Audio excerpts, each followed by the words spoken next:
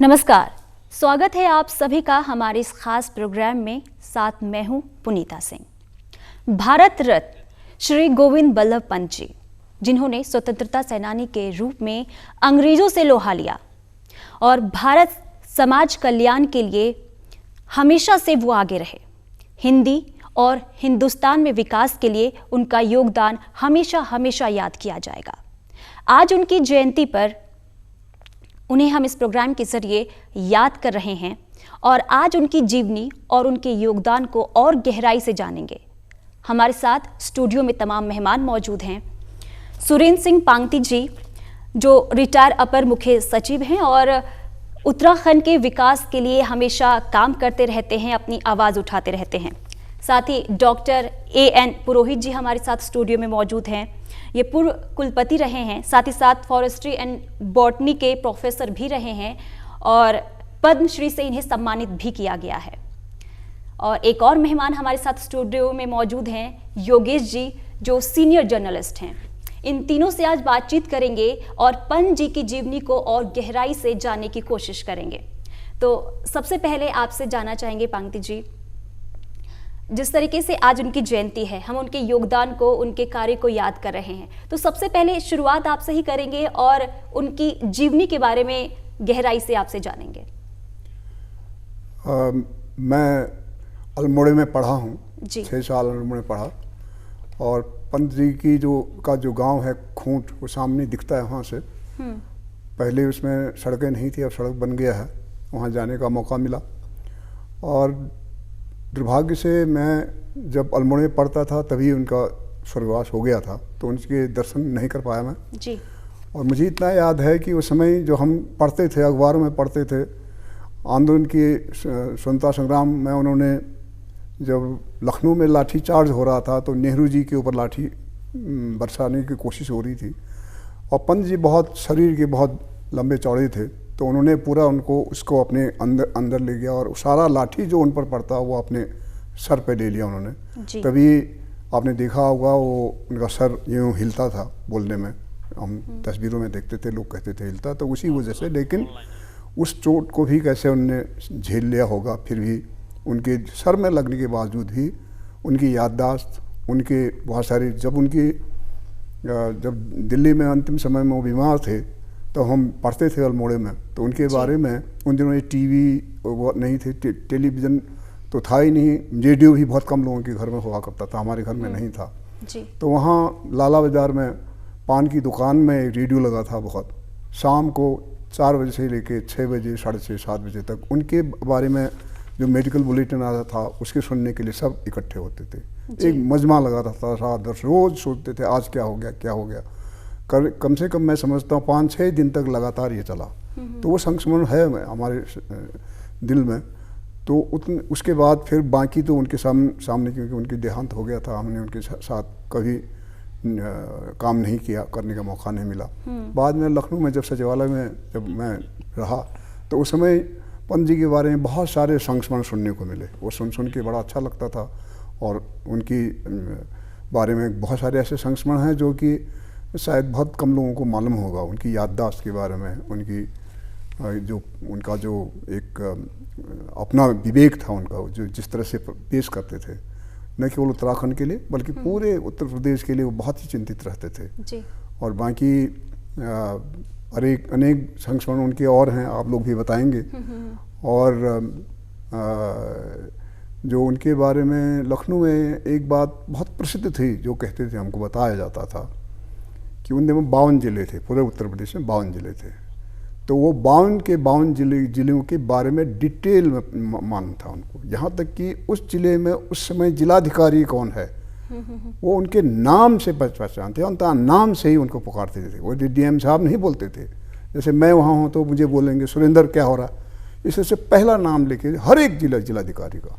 तो बहुत सतर्क रहते थे लोग, और हर एक ज़िले का पूरा उनको याद था, इस ज़िले में कितने नेता हैं, कौन अच्छा नेता है, कौन खुराफाती नेता, ये सब मालूम रहता था। ये हमने सुना था, तो बड़ा अच्छा लगता था कि ऐसे भी नेता हमारे देश में आगे हैं, हमारे ऊपर हैं। और हम तो विद्यार्थी थे खैर तब, तो ये सब बातें सुन के, जो उनके संस्मरण सुनते हैं तो बड़ा हमारा मन सीना चौड़ा होता है कि हमारे प्रदेश से निकले हुए एक इतने उच्च स्तर के नेता रहे जिन्होंने भारत में, उनकी बहुत सारी देन है, उनके बारे में बहुत सारी पुस्तकें लिखी गई हैं। बिल्कुल, हर भारतीय गर्व करता है जब उनकी कहानी को सुनता है, उनके योगदान को सुनता है, तो हर भारतीय गर्व करता है। सर, आपसे जानना चाहेंगे, पहाड़ों में जन्मे और उत्तर प्रदेश राज्य के पहले मुख्यमंत्री बने, ये अपने आप में एक बड़ी बात है। ये तो मुख्यमंत्री के रूप में उनका कैसा कार्य रहा, क्या कुछ योगदान रहा, ये जानेंगे आपसे। खैर उस समय तो मैं पहले ये कहूँगा, मेरी उनसे पहली मुलाकात, सौभाग्यशाली था मैं 1956 में, जब केसी पंत उनके सुपुत्र की शादी हो रही थी, तब मैं नैनीताल में पढ़ता था जी। और मेरे मामा जी और ये लोग एक ही गांव के थे, विशंबर दत्त पंत जी उनका नाम था। तो उनको निमंत्रण आया होगा, वो आ नहीं पाए, तो उन्होंने मुझे बोला कि भाई तू वहीं है, वो रिश्तेदारी में आते हैं, मिल के जरूर जाना। और हमारे यहाँ होता है शादी में कुछ देना पड़ता है, लिफाफा, तो वो भिजवाया वो देने के लिए। मैं उनके घर में गया हूँ, तो जब उनको बताया गया, प्रताप भैया उस समय मेरे साथ गए थे, तो प्रताप भैया ने बताया कि वो मेरा परिचय कराया। तो उन्होंने कंधे में हाथ रख करके, ये भी एक सौभाग्य है जी। बिल्कुल। वो टिपिकल पहाड़ी में बात करते थे। अगर उनको मालूम हो गया कि ये आदमी पहाड़ी है तो पहाड़ी में बात करते। तो क्योंकि मेरी माँ पंत थी, तो उन्होंने कुमाऊनी में मुझसे पूछा कि ईजा बोलते हमारे यहाँ, तेरी ईजा कैसी है जी। तो मैं समझ तो लेता हूँ लेकिन बोल नहीं पाता। खैर मैंने उनको बताया। उसके बाद शादी में जाने के लिए ये ज़रूर चलेगा, तो बिरला मंदिर जो था वहाँ शादी हुई लड़के की। फिर वो सब अच्छी बातें हैं। तो इतने शांत स्वभाव के, बहुत कम बोलेंगे लेकिन अपनापन उनके एक एक शब्द में झलकता था जी। वो मेरा पहला एक्सपीरियंस था। और सौभाग्य ये हुआ कि उनके नाम पर जब गवर्नमेंट ऑफ इंडिया ने डिसाइड किया कि इनके नाम पर एक संस्थान बनना चाहिए, क्योंकि उन्होंने पूरे देश के लिए तो किया ही, उत्तर प्रदेश के लिए, लेकिन खास कर पहाड़ के लिए बहुत बड़ा काम किया था जी। और वो बहुत बड़ा काम ये था कि फॉरेस्ट एक्ट, जो फॉरेस्ट्री के टाइम पर था, आप पत्रकार बताएंगे उसको, वो अगेंस्ट गवर्नमेंट था, पब्लिक, क्योंकि वो रेवेन्यू जनरेट करते थे उससे, तो उन्होंने उसके अगेंस्ट विद्रोह किया था जी, फॉरेस्ट एक्ट का। तो सरकार ने उनके कार्यों को देख के ये कहा कि भाई इनके नाम से एक संस्थान बनना चाहिए। ख्याल है ये 1982 में ही डिसीजन हो गया था, लेकिन धीरे धीरे चलते टाइम लगा और 1989 में इंस्टीट्यूट की स्थापना हुई। लेकिन ये हुआ, कुछ लोगों ने कहा कि भाई नहीं, इसका हेडक्वार्टर दिल्ली में हो। तो कुछ उसमें मुद्दे शुरू हुए, तो पब्लिक में भी था कि नहीं, जब यहाँ के नाम पर है तो यहीं बनना चाहिए, पंत जी तो यहाँ पैदा हुए। तो जब आपके उनका गांव का नाम बताया खूंट जी, पहले तो तलाश की गई खूंट में ज़मीन, तो वहाँ नहीं मिली। उसके बगल में कटारमल आता है, तो मुझे सौभाग्य हुआ उस कटारमल में शुरुआत करने की। पहले डायरेक्टर तो चले गए थे, तो मुझे उसको स्थापना करने का मौका मिला जी। उस टाइम पर। उनके बारे में बहुत से, क्योंकि फ्री रहता था पढ़ने का बहुत मौका, तो उनका कंट्रीब्यूशन हर पहलू में, एक तो फॉरेस्ट एक्ट के लिए तो मशहूर थे एडमिनिस्ट्रेशन में, एजुकेशन में की पॉलिसी में उनके उन विचार जो थे वो एक पूरे ग्रंथ है पूरा, कि भारत की एजुकेशन पॉलिसी। अभी कोई बता रहा था, तो उसमें उन्होंने लिखा कि जब राष्ट्र का नाम तब होगा जब हमारी एक राष्ट्रभाषा होगी, और उसी का उद्देश्य से उन्होंने कहा कि हिंदी को राष्ट्रभाषा मान डिक्लेयर होना चाहिए। हालांकि उसमें फिर डिस्प्यूट होते रहे, चलते रहे। तो उन्होंने में इतना वो इन्वॉल्व थे एरिया के डेवलपमेंट के लिए, हर एक चीज़, और जो भी जाता था। उसके बाद मेरी सेकंड मीटिंग उनसे 59 में फिर दोबारा हुई, और वो भी 5 मिनट के लिए हुई जी। और वो भी किस्मत से प्रताप भैया के साथ ही हुई, क्योंकि प्रताप भैया और इनका एक अलग सी पार्टी थी जी। प्रजा सोशलिस्ट पार्टी होते थे, तिवाड़ी जी, प्रताप भैया उसमें एक्टिव मेंबर थे, तो वो उनको रोप इन करना चाहते, यूथ था वो। तो प्रताप भैया ने कहा, यार तुम तो दाजू मतलब भाई साहब हमारे साथ चलो, क्योंकि आपको तो जानते हो, तो भांजा मानते हैं आपको। मैंने कहा भाई चलो, हम तो छात्र हैं, कोई बात नहीं।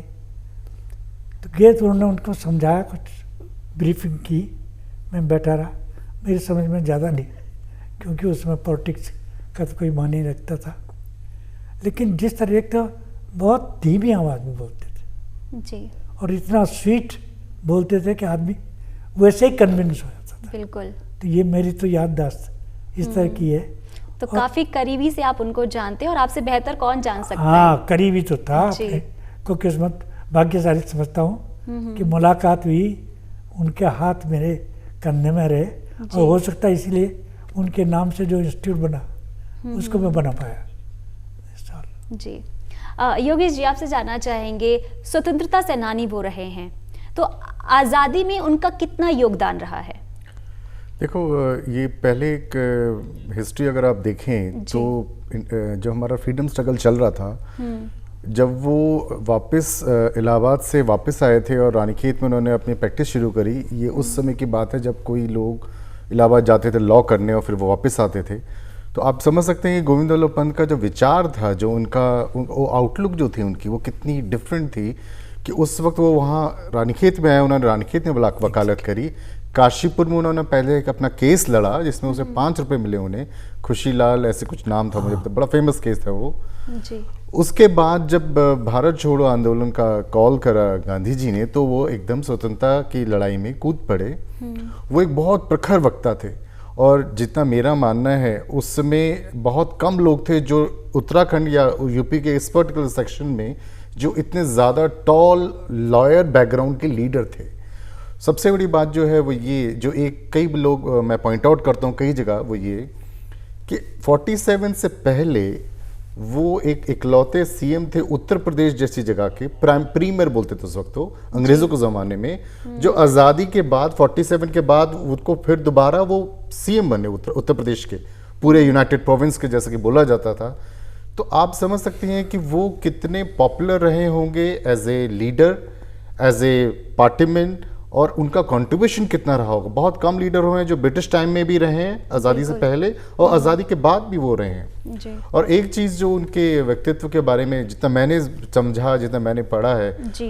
उनके अपने सिलेक्टेड राइटिंग के वॉल्यूम्स से 18 वॉल्यूम्स थे कई, जिसमें उन्होंने अगर उत्तराखंड की हिस्ट्री या उत्तराखंड का जो फॉरेस्ट्री हिस्ट्री को आपने समझना है तो उन वॉल्यूम्स को पढ़ना बहुत ज़रूरी है, जिसमें उन्होंने ब्रिटिश टाइम से जो जो हमारे लॉज चेंज हुए हैं, फॉरेस्ट को कैसे डील करा गया है, फॉरेस्ट में क्या क्या फ्लॉज रहे, जैसे सर ने भी बताया कि ब्रिटिशर्स जो थे उनका इंटरेस्ट उत्तराखंड में सिर्फ लॉग्स का था। हमारे यहाँ रेल जो आई वो इसलिए आई कि टेहरी या ऊपर से सारे लॉग पानी से नीचे पहुँचाए जाएं, उसके बाद उनको काट के यहीं पे हरिद्वार में सारा सॉइंग मशीन्स हुआ करती थी जो अब नहीं है आजकल, उसके बाद वो जाता था।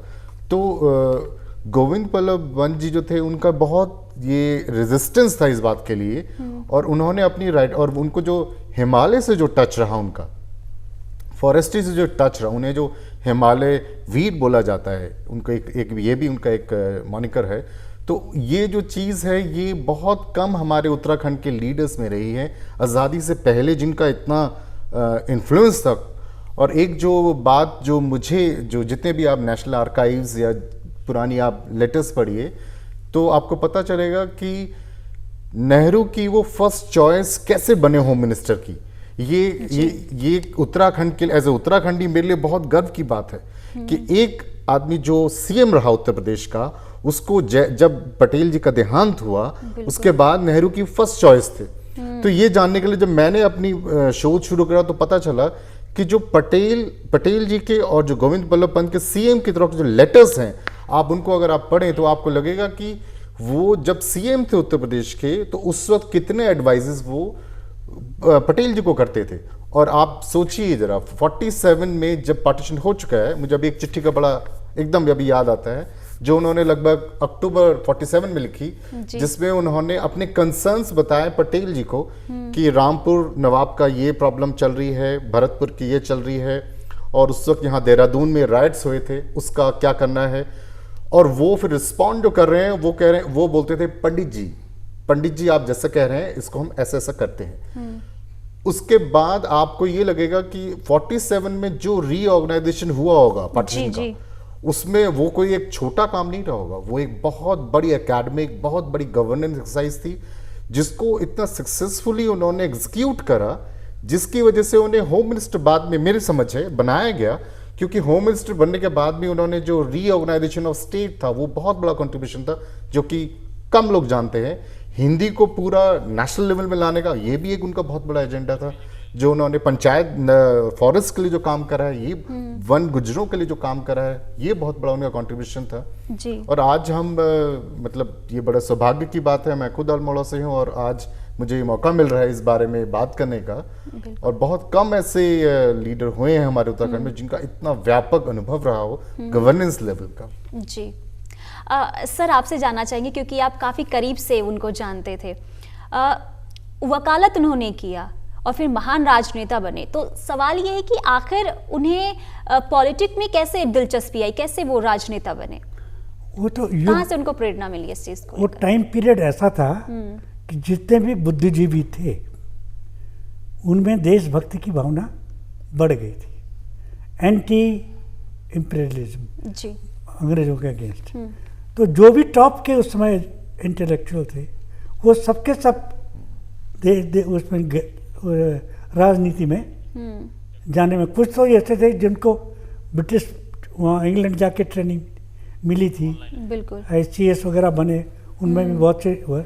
लेकिन इनमें प्रेरणा हो गई कि हमने इनके अंडर काम नहीं करना, इनके साथ करेंगे लेकिन अंडर काम नहीं करेंगे। तो मेरा ख्याल है, क्योंकि मैं तो बच्चा था उस समय 56-57 में जब मिला, तो उसमें ये चीज़ें तो नहीं, लेकिन जो मैंने पढ़ा उनका, ऐसा लगता है कि उस समय के सारे अगर उस टाइम खंड कार्य उस समय के लोगों को देखें आप, तो जितने भी टॉप नॉचेस थे इंटेलेक्चुअल्स, वो सब पॉलिटिक्स के तरफ गए। हो सकता है इसीलिए कि अगेंस्ट थे कि हम किसी के अंडर में काम नहीं करेंगे, साथ करेंगे। जी, मेरा अपना विचार है। बाकी मुझे उसके ज्ञान नहीं क्यों गए या कैसे गए। जैसे योगेश जी अभी आपने बताया कि होम मिनिस्टर के लिए वो पहली चॉइस थे नेहरू जी के लिए, और ऐसे हमने सुना भी है कि करीबी काफ़ी रहे नेहरू जी की। तो क्या खूबियां रही है उनमें, क्यों पसंद करते थे नेहरू जी उनको? एक जो जितना मैंने स्टडी में अपने देखा है, वो खुद एक बहुत यूनिक वकील थे। उनकी वकालत सिर्फ, वो एक बहुत अच्छे क्रिमिनल लॉयर थे, पॉलिटिकल लॉयर थे बहुत अच्छे। और उस ज़माने में जब पहली बार उन्हें 5 रुपए मिले अपने केस को जीतने के बाद काशीपुर में, उसके बाद उन्होंने वकालत इलाहाबाद में भी करी है और लखनऊ में भी करी है। अब लॉयर बैकग्राउंड होने की वजह से, जैसे कि नेहरूवियन थॉट एक रहा है, उनका एक अफेक्शन होता था नेहरू का, जो लॉयर बैकग्राउंड से हो, क्योंकि हमेशा ये था कि जिनको लॉ पता है वो ही ब्रिटिशर्स से लॉफुली लड़ाई कर सकते हैं। नेहरू का एक थीम था। अगर आप गोविंद बल्लभ पंत जी को देखते हैं तो उनका अगर पूरा व्यापक उसमें अगर टोटलिटी में आप देखें, मैं समझता हूं कि वो एक ट्रू गांधीयन थे, जिनकी बहुत फ्लेवरिंग जो थी, बहुत नेचर जो था वो बड़ा नेहरूवियन था। उनकी अप्रोच बड़ी नेहरूवियन थी, वो बहुत सॉफ्ट थे जी। कई चीज़ों में, कई उन्होंने डिसीजंस ऐसे लिए जो कि उन्होंने ऑल ओवर इंडिया के हिसाब से लिए जी, जिसमें फॉरेस्ट का जितना भी कंट्रीब्यूशन है, बहुत कंट्रीब्यूशन रहा उनका, जिसमें as a home minister reorganization जो स्टेट्स का रहा, उसमें उनका बहुत कंट्रीब्यूशन है। बहुत साइलेंट वर्कर थे वो। उनका जो होम मिनिस्टर का टेन्योर था वो भी बहुत इवेंटफुल टेन्योर था। बिल्कुल। उसकी 47 के बाद हमारे राइट्स थे, हर जगह कई सारी चीज़ें चली, टर्मोइल था, पूरा पॉलिटिकल टर्मोइल था, सोशल टर्मोइल था, लोग यहाँ से वहाँ जा रहे थे, तो कई सारी चीज़ें, तो सारा कुछ एक यूपी बहुत बड़ा ब्लॉक था। बिल्कुल, जिस तरीके से लगातार आप सब बता रहे उनका व्यवहार कैसा था, लोग किस तरीके से उनकी तरफ अट्रैक्ट होते थे। सर आपसे जानना चाहेंगे, सादगी पंत जी की पूंजी रही है और एक उदाहरण भी है कि किस तरीके से राजनेता को होना चाहिए। ये पंत जी जैसे अभी आप लोगों ने बताया, फॉरेस्ट एक्ट जो उन्होंने उसको इनकी सोच थी, उसमें ये था कि जो वन है, वन में उस क्षेत्र के जो गांव वाले हैं निवासी, उनका हक होता है, उनका अधिकार है। एक माने में ये विचार था उनका कि वन को अगर विभागीय तरीके से आप वो करना चाहेंगे, प्रोटेक्ट, जैसे अंग्रेज करते थे, अंग्रेजों का कॉमर्शियल दृष्टिकोण होता था, कैसे यहाँ से लॉगिंग किया जाए, कहाँ से कैसे यहाँ रेलवे के स्लीपर बने, कैसे ज़्यादा पैसा कमाया जाए, कितना लीसा उससे निकाल जाए। जो चीड़ का वन है ये अंग्रेजों की देन है। तो उसमें और प्लस रिजर्व फॉरेस्ट का जो कंसेप्ट आया कि सरकार टेक ओवर करे, तो उसमें गांव वालों के जो अधिकार है वो समाप्त करने का प्रयास किया गया था। गांव वालों के चरान चुगान के अधिकार, उनके जलौनी लकड़ी का अधिकार, जंगल से ही पानी मिलता था, जंगल पानी के स्रोत ज़्यादा जंगल में थे, इस पर जो वहाँ के ग्रामीणों का अधिकार था उसे समाप्त करने का प्रस्ताव था। तो इसके विरुद्ध बल्कि यहाँ बेगार कुली बेगार वो भी चला। उसमें भी यही था कि आम जनता का हित सबसे पहले देखा जाए, सरकार जो कर रही है उसका विरोध होना चाहिए, विरोध नहीं होगा तो। इसीलिए यहाँ देखिए वन पंचायत बना, पूरे भारतवर्ष में केवल हमारे उत्तराखंड में ही वन पंचायत है। और वन पंचायत में वास्तव में उनकी जो सोच थी वो आज भी दिखाई देती है। जहाँ जहाँ वन पंचायत है, उस वन पंचायत में जो फॉरेस्ट जितना गांव वाले उसको सुरक्षित करते हैं अपना समझ के, उतना फॉरेस्ट विभाग नहीं कर सकता। यहीं पौड़ी चले जाइए आप, पौड़ी में जो कमिश्नरी है ऊपर, उसके एक तरफ वन पंचायत है, दूसरी तरफ रिजर्व फॉरेस्ट है। स्पष्ट दिखाई देता है कौन सा फॉरेस्ट ज़्यादा अच्छी तरह से देखभाल हो रहा है। ऐसे में पहाड़ी पर्वतीय क्षेत्र में मैंने देखा है 1925 में बने हुए वन पंचायत आज भी जिंदा है। और ये नंदा देवी जो बायोस्फीयर है, इसमें वन पंचायत बने हुए हैं। उन वन पंचायतों को आप देखेंगे तो आपको ऐसा लगेगा कि ये तो बिल्कुल वर्जिन फॉरेस्ट आज के दिन भी इतनी सुरक्षा करते हैं गाँव वाले, क्योंकि वो अपना समझ के करते हैं। तो ये उनकी देन थी, क्योंकि वो पब्लिक से जुड़े हुए आदमी थे, पब्लिक का हित देखते थे, इसलिए उन्होंने ये सब ये किया। यही नहीं, उन्होंने उत्तर प्रदेश का उस समय बहुत सारे जो स्टेट्स के रिजर्वेशन के बहुत से प्रस्ताव चले। उस समय का एक एनेक्डोट है पंत जी के बारे में, ये कहा गया जब ये मुख्यमंत्री थे यहाँ, शायद तब होम मिनिस्टर भी हो गए थे, उसमें प्रस्ताव आया था कि हरियाणा, एक विशाल हरियाणा करके एक राज्य बनाया जाए जिसका राजधानी दिल्ली होगा, दिल्ली को बेस मान के। उसमें पूरा आगरा से लेके मेरठ से लेके बहुत एक बड़ा इलाका उसमें मिलाने का प्रस्ताव था। जब पंत जी के सामने ये प्रस्ताव गया कि भाई ये हम आपको ये मांग रहे हैं, आपकी विशाल हरियाणा बनाना चाहते हैं, आप सहमत हैं कि नहीं, तो पंत जी ने दो टूक जवाब दिया कि ऐसा करो कि ये दिल्ली हमको दे दो और दिल्ली में हम अपनी राजधानी ले जाएंगे, तो दिल्ली का हो जाएगा। जो आप कह रहे हैं कि ये यहाँ बनाया जाए विशाल हरियाणा हमको दे दो। ये जब उन्होंने कहा तो उतने में मामला वहाँ पर ठप हो गया। इसलिए वो सूझबूझ करके उनको करते थे। और जैसे आपने कहा, उनको पंत जी, उनके दिल्ली के पुराने रिकॉर्ड में उनका नाम कहीं गोविंद वल्लभ पंत करके फाइल में नहीं आता था, तो उनको पंत जी, अगर पंत जी ने ऐसा कहा करके समझिए कि गोविंद वल्लभ पंत जी के बारे में रेफरेंस आ रहा है। और ये होता था कि किसी एक फाइल में हमको देखने को मिला, खुद ढूंढा, आर एस सूर्य जो जिंदा थे वो दिल्ली में थे, तो मैंने कहा ये ढूंढो। उस फाइल में गोविंद वल्लभ पंत जी ने जो के बारे में वहाँ गया, उन्होंने जो लिखा, एक छोटा सा पैराग्राफ लिया, तो नीचे से ये लिख दिया पंत जी ने, उनके जो पीए थे उन्होंने ये लिखा कि पंत जी का ये कहना है। जैसे ये होता था तो उसमें कोई दूसरा व्यक्ति उसके नीचे नोट लिख की हिम्मत नहीं होती। पंत जी ने ये कह दिया है, ये फाइनल है, उनका विवेक जो है वो उसको कोई चैलेंज नहीं कर सकता है। तो पंत जी जब चले गए, 4-5 साल तक वो औरा रहा उनका, तब भी उनके कहे हुए कोई उसको उलटता नहीं था। उसके बाद लिखने लगे कि साहब अब तो पंत जी चले गए हैं, अब इसमें परिवर्तन कर दिया जाए।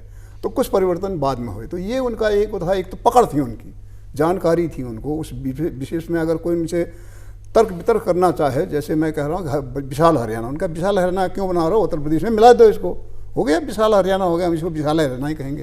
तो इस तरह का वो तर्क देते थे, तो वहाँ पर कोई विवाद हो जाता था उनके बारे में, ये हमने सुना है उसमें। और इसके बारे में भी बहुत सारे एनेक्डोट हैं उनके बारे में। ये कहते हैं कि वो उनका फाइल जो है उनके बाथरूम में रखा रहता था, क्योंकि सुबह उनके बाउल हैबिट्स कुछ वो हो गए थे, सब काफ़ी समय वहाँ बिताना पड़ता था। तो उन्हें वहीं अपने उनके बाथरूम में ही टेबल लगा रहता था, जब तक वो बैठे रहते थे फाइल वहाँ निपटाते थे, तो 1 घंटे 1.5 घंटे तो वहीं निपटाते थे, तो वहीं से फाइल जाता था।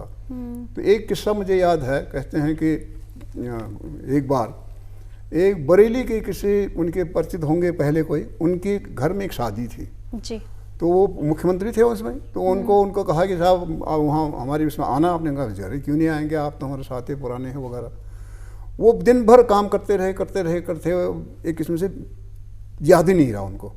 शाम को जब 7-8 बजे ऑफिस में बैठे तो कार्ड वहाँ पर निकाल, अरे इसमें तो जाना था और क्या करेंगे। अब वहाँ तो अब शाम को यहाँ से उन दिनों तो बाई रोड जाना पड़ता था।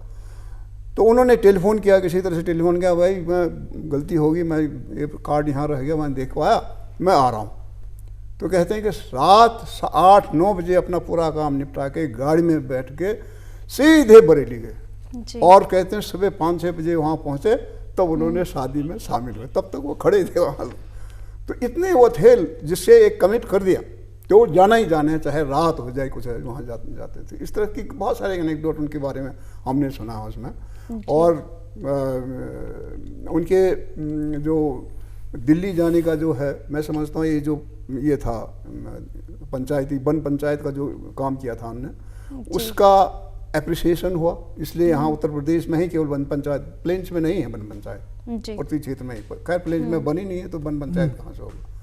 तो वन पंचायत का जो आज भी हमारे यहाँ हम फॉरेस्ट राइट्स कहते हैं, हम जैसे हम गांव में हैं तो गांव वालों के फॉरेस्ट राइट्स हैं, तो उसी गांव वालों को उतने क्षेत्र में फॉरेस्ट राइट है, और वहाँ जाके लकड़ी ला सकते हैं, गाय जानवर चुगाने के लिए जा सकते हैं, वहाँ से घास वगैरह ला सकते हैं, पानी का स्रोत है तो पानी से पानी ला सकते हैं। तो फॉरेस्ट राइट्स उन्हीं की देन है। बिल्कुल। अगर नहीं होता, सरकार के उसमें चला जाता, तो फिर वो राइट नहीं होगा, तो गांव वालों को बड़ी परेशानी होती थी। बिल्कुल, बहुत जमीन सारे काम उन्होंने किए हैं। जी, आम पब्लिक का ध्यान सबसे पहले रखते थे, बाकी सरकारी काम तो बाद में जैसे भी चलेगा और चलेगा सरकार तो। बिल्कुल, जनता के लिए जो उन्होंने काम किया है और ज़मीनी स्तर से वो जुड़े रहे, इसलिए उनको आज याद किया जाता है, किस तरीके से वो हमेशा देश के कामों के लिए आगे रहे हैं। आपसे जानना चाहेंगे सर जी, जिस तरह से अगर उनके बात करें कि जिस तरीके से वो महान राजनेता थे, साथ ही साथ वो लिखने के भी बहुत शौकीन थे। बहुत सारी किताबें हैं जो उन्होंने लिखी है, वर्णमाला की बात कर ले, अंगूर की बेटी बात कर ले, एक और किताब थी प्रॉब्लम इन फॉरेस्ट किताब है उनकी, जिनके लिए जो वो प्रकाशित किया गया था तो अंग्रेजों ने उस टाइम प्रतिबंध लगा दिया था, और इसके बाद अब यानी 1980 में उसको दोबारा से प्रकाशित किया गया। क्या कुछ वजह रही जो अंग्रेजों ने उस पर प्रतिबंध लगाया? जो ब्रिटिश टाइम के फॉरेस्ट एक्ट था जी, उसमें चेंज किए थे, प्रपोज किए थे, जहाँ तक मेरा याद है। मैंने ओरिजिनल किताब नहीं पढ़ी है। तो उस पर प्रतिबंध इसलिए लगाया गया था कुछ दिन में कि उसे काफ़ी चेंजेस करने पड़ रहे थे जी। और हमारा फॉरेस्ट डिपार्टमेंट आज भी एक तरह से ब्रिटिश माइंडसेट का है जी। वो नहीं चाहते हैं, जैसे आप कहते हैं गांव वालों का अधिकार होना चाहिए। फॉरेस्ट वाले से अगर आप पूछेंगे तो कहेंगे कि नहीं, ये तो फॉरेस्ट की ही प्रॉपर्टी होनी चाहिए। तो हो सकता है उसकी वजह से प्रतिबंध लगा हुआ, मैं नहीं जानता हूँ कि उसकी वजह से वो उसमें लोग बैठे रहे। लेकिन वेरी फैक्ट कि उन्होंने जो लिखा वो उसी टाइम पर इम्प्लीमेंट हो गया था। एक चीज़ मैं उनके बारे में ज़रूर आपको बोलूँगा, क्योंकि मेरी बात ही आजकल के नेताओं को जो उनमें पोलाइटनेस थी वो सीखने की ज़रूरत है। इतने पोलाइट मैंने किसी को नहीं सुना। बिल्कुल सर, उन्हीं जिस तरीके से पोलाइट रहे और सॉफ्ट स्पोकन रहे, उन्हीं की वजह से तो आज उनको याद किया जाता है, उनके योगदान की वजह से याद किया जाता है। बहुत बहुत शुक्रिया आप तीनों का इस प्रोग्राम में जुड़ने के लिए। एक महान शख्सियत जिनकी कहानी, जिनके बारे में इतने कम समय में जानना बहुत मुश्किल है। पूरी दूरदर्शन की टीम पंत जी को सत सत नमन करता है। आज के इस प्रोग्राम में मेरे साथ बस इतना ही। मुझे दीजिए इजाजत। नमस्कार।